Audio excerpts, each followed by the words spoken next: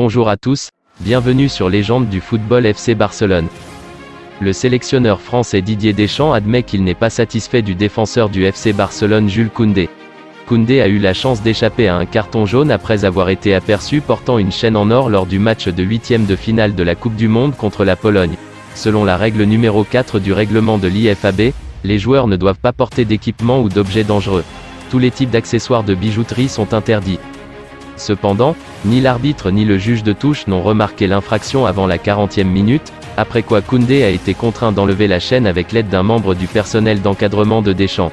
Heureusement, Koundé n'a pas non plus reçu de carton jaune pour cette infraction. Après l'incident, Deschamps était furieux contre son joueur. Je ne sais pas ce qu'il a sur le collier, mais je sais qu'il est un peu superstitieux et qu'il le porte aussi à l'entraînement, a déclaré Deschamps après le match. Je ne sais pas ce que le collier signifiait pour lui, mais je lui ai dit qu'il avait beaucoup de chance que je ne l'ai pas attrapé devant moi à ce moment-là. L'arbitre nous a dit que dès qu'il y avait un arrêt de jeu, il devait l'enlever.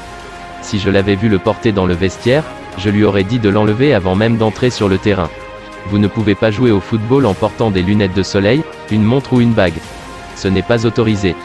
Je pensais qu'il l'avait enlevé, mais ce n'était pas le cas. C'est notre faute.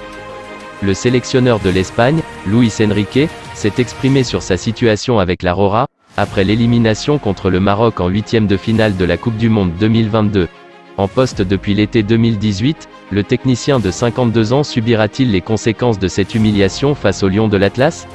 Interrogé par la RTVE, l'ancien coach du FC Barcelone a botté en touche sur le sort qui lui sera réservé dans ces prochaines semaines.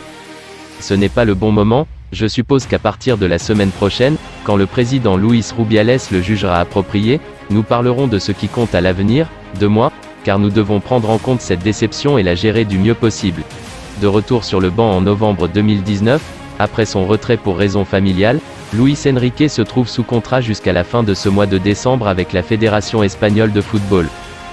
Après la piteuse élimination de l'Espagne face au Maroc, 0-0, 0-3 tables, mardi en huitième de finale de la Coupe du Monde 2022, Sergio Busquets a été convié par la presse à évoquer la suite à donner à sa carrière internationale.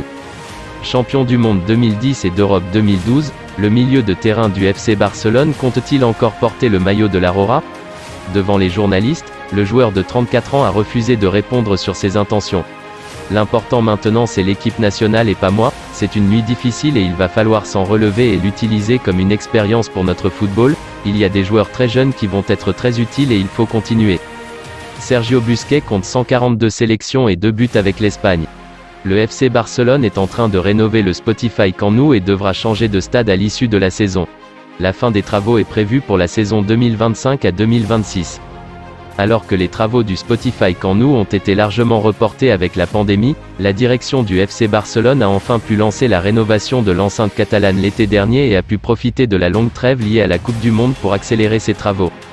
Les travaux qui ont débuté en juin n'auront pas d'impact sur la fréquentation du stade durant le reste de la saison 2022 à 2023, mais le Barça devra laisser son mythique stade lors de la saison 2023 à 2024, afin de s'installer au stade de Montjuïc le temps d'une saison.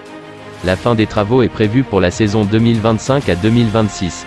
La saison 2024 à 2025 pourrait se dérouler au Camp Nou avec une capacité d'environ 50%. C'est tout pour aujourd'hui, n'hésitez pas à ajouter des commentaires, abonnez-vous, ça coûte rien du tout, je compte sur vous, un grand merci pour le soutien, à la prochaine vidéo pour la suite de l'actualité de FC Barcelone.